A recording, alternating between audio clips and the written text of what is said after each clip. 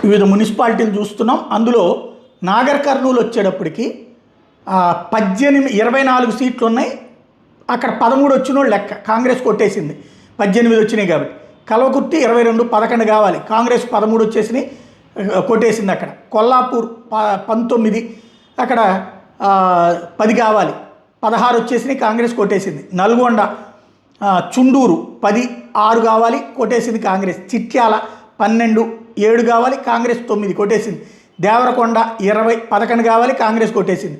హాలియా 12, 5 కావాలి, 6, 7 కావాలి, కాంగ్రెస్ కొట్టేసింది 11తో. మిర్యాలగూడ 48 అంటే 25 కావాలి, 31తో కాంగ్రెస్ కొట్టేసింది. నందికొండ 12 అంటే 7 కావాలి, 11తో కాంగ్రెస్ కొట్టేసింది. అట్లాగే నారాయణపేట వచ్చేటప్పటికి 24, 13 కావాలి. ఇక్కడ బీజేపీ 11, ఇండిపెండెంట్లు 4, కాంగ్రెస్ 7. అంటే నారాయణపేట బీజేపీ కొట్టేయచ్చు, 11 + 4 ఇండిపెండెంట్తో 15 కావాలి. కాబట్టి అక్కడ 24 అంటే 13 కావాలి, కొట్టేస్తుంది అక్కడ. ఇంకో వైపున కాంగ్రెస్ 7 ఉంది కాబట్టి సాధ్యం కాదు, బీఆర్ఎస్ 2 ఉంది కాబట్టి సాధ్యం కాదు.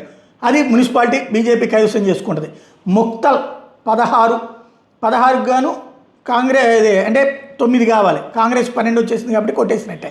కోస్కి 16, 9 కావాలి, 16 కాంగ్రెసే కొట్టేసింది. కంప్లీట్ క్లీన్ స్వీప్ అనమాట.